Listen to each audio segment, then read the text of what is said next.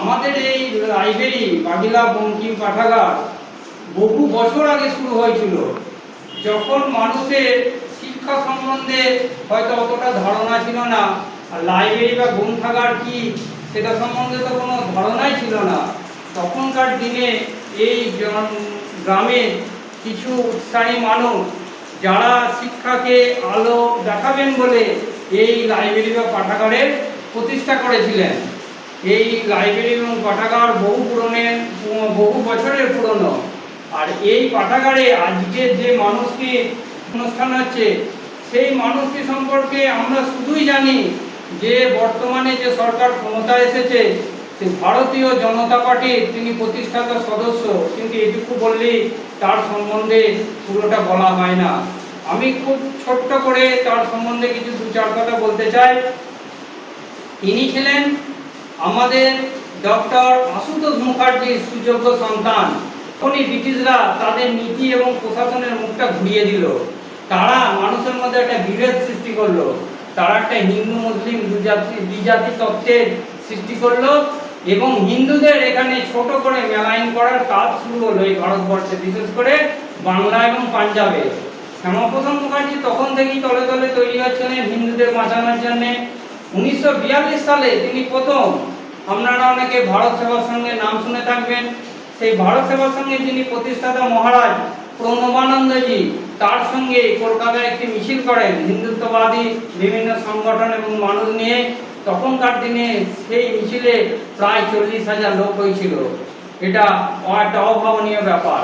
তারপর যখন সরকার দেখতে পেল হিন্দুরা সংগঠিত হচ্ছে, তখন 1946 সালের 16ই আগস্ট সেই নারকীয় হত্যাকাণ্ড ঘটলো। সুরাবর্তী সরকার তখন এই পশ্চিমবাংলায় রয়েছে, তারা ডাক দিল ডাইরেক্ট অ্যাকশন কিলিং ডে, যেটা খুবই একটা জঘন্যতম দিন ছিল। হিন্দুরা কোনো প্রস্তুতি ছিল না, কিন্তু শহীদ মিনারে হাজার হাজার জেহাদিরা অস্ত্র শস্ত্র নিয়ে হিন্দুদের উপর সন্দেহ হলেই ঝাঁপিয়ে পড়লো। কলকাতায় রক্তগঙ্গা বয়ে গেল এবং প্রচুর হিন্দু সেদিন নিধন হলো। সেই হিন্দুদের বাঁচাতে তখন যে মানুষটি আবির্ভাব ঘটেছিল, সেই মানুষটির নাম আপনারা এখন হয়তো শুনে থাকবেন। তার নাম হচ্ছে গোপাল মুখার্জি বা গোপাল পাঁঠা হিসাবে যিনি পরিচিত। তার একটা পাঁঠা কাটার দোকান বা বুচারি সব ছিল। সেই ইতিহাস অন্য ইতিহাস, একদিন আপনাদের যদি সময় হয় কোনোদিন প্রকাশ্যে সেই গোপাল মুখার্জির ইতিহাস বলবো, তিনি কিভাবে এই বাংলার হিন্দুদের বাঁচিয়েছিলেন। আজকে আসি শ্যামাপ্রসাদ মুখার্জির কথায়। শ্যামাপ্রসাদ মুখার্জি সেদিনই তৈরি হতে লাগলেন যে তিনি বুঝতে পারলেন যে দেশভাগ তিনি একা আটকাতে পারবেন না, কারণ সংসদে হিন্দু মহাসভার তখন মাত্র 2 জন প্রার্থী রয়েছে, পুরোটাই দখল করে রয়েছে নেহেরু নেতাধীন কংগ্রেস। তা তিনি তখন কি করলেন, সেই কংগ্রেসের যে হিন্দু নেতারা ছিল তাদের প্রভাবিত করার চেষ্টা করলেন, তাদের ঘরে বোঝাতে চেষ্টা করলেন যে দেশভাগ আটকানো যাবে না, কিন্তু আমরা যতটা সম্ভব হিন্দুদের যদি বাঁচাতে পারি, এই পশ্চিমবাংলা যে ভাগটা হবে সেই অঞ্চলে যে সংখ্যাগরিষ্ঠ হিন্দুরা আছে তাদের এই স্থানগুলো যুক্ত করতে হবে।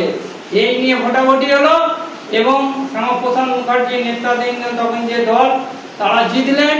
এবং আজকে আমরা যে হিন্দুরা পশ্চিমবাংলায় শান্তিতে এবং সুখে বসবাস করতে পারছি, হ্যাঁ আমাদের পশ্চিমবাংলায় বিগত সরকারের আমলে হিন্দুদের উপর অনেক নারকীয় অত্যাচার হয়েছে, আমরা স্বীকার করছি, কিন্তু সিংহভাগ হিন্দু যে আজকে সুরক্ষিত এই পশ্চিমবাংলায়, তা একমাত্র এই শ্যামাপ্রসাদ মুখার্জির জন্য হয়েছে, আর অন্য কারোর জন্য হয়নি। এ কথাটা আমাদের মনে রাখতে হবে। পশ্চিমবাংলা সুরক্ষিত হওয়ার পর শ্যামাপ্রসাদ মুখার্জি নজর দিলেন জম্মু কাশ্মীরে। জম্মু কাশ্মীর একটা হিন্দুদের পবিত্র জায়গা ছিল, সেখানে বেশিরভাগ হিন্দু ছিল সংখ্যাগরিষ্ঠ। সেখানকার রাজা ছিলেন হরি সিং। তাই হরি সিং যখন রাজা ছিলেন, নেহেরুর ষড়যন্ত্রে তখন জম্মু কাশ্মীরকে একটা আলাদা অঞ্চলে পরিণত করা হলো। 370 ধারা লাগু করে নেহেরু সেটাকে স্পেশাল প্রোটেকশন অ্যাক্টের মধ্যে আনলো, যে প্রোটেকশন অ্যাক্ট তুলে দেওয়া হয়েছে মোদিজি ক্ষমতায় আসার পর। তা এই প্রোটেকশন অ্যাক্টের তখন ছিল যে পারমিশন লাগতো এই জম্মু কাশ্মীরে কোনো ভারতীয় নাগরিককে ঢুকতে গেলে।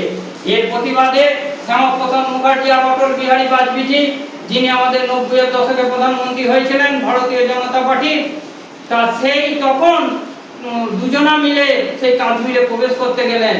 তা কাশ্মীরে প্রবেশ করার আগে অটল বিহারী বাজপেয়ীজিকে শ্যামাপ্রসাদ মুখার্জি বললেন যে তোমার বয়স কম, তুমি বাড়ি ফিরে যাও, তুমি আর যেও না।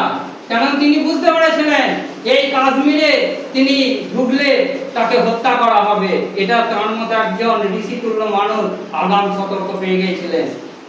তার একটা অসুখ ছিল, সেই অসুখকে আরো প্রলম্বিত করে আপেলের মধ্যে 16 ওই কাশ্মীরে তথাকথিত ভাবে যেটা ইতিহাসে জানা যায় নেহেরু সরকার হত্যা করেছিল।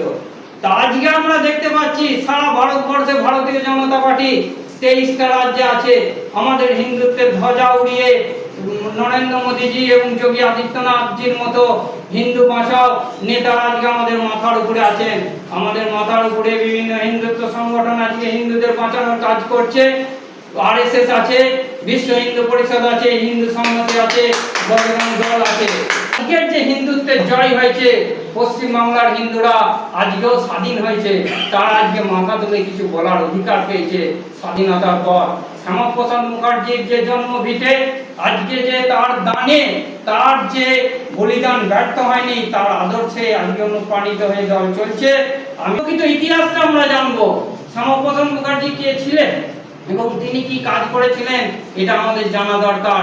অন্যের মুখে আজকে তার সম্বন্ধে না জেনে, এই লাইব্রেরিতে অনেক বই আছে।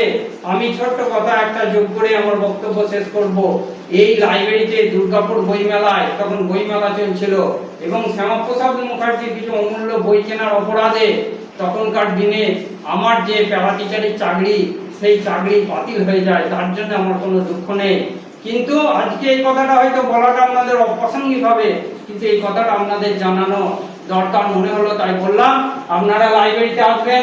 দিদি ভাইয়ের সঙ্গে আজকেই আমার আলাপ হলো। দিদি ভাই খুব সুন্দর মানুষ এবং বহু বই আছে, বহু ইতিহাস এই লাইব্রেরিতে লুকিয়ে আছে। আপনারা সেই ইতিহাস জানুন, মানুষটার সম্বন্ধে জানুন। মানুষটার জন্যে আজকে আপনারা হিন্দুরা এখানে মাথা উঁচু করে বেঁচে আছি। আর কোনো মানুষই সেদিন হিন্দুদের জন্যে সংসদ ভবনে কথা বলেননি। আর কি সব শেষে বলবো যে ভারত মাতার জয়গান করে আমার এই ক্ষুদ্র বক্তব্য শেষ করছি। এরপর যে অনুষ্ঠান আছে সেই অনুষ্ঠান দিদি ভাই এগিয়ে নিয়ে যাবেন। সকলে ভালো থাকবেন, সুস্থ থাকবেন, ঈশ্বরের কাছে এই কামনা করি।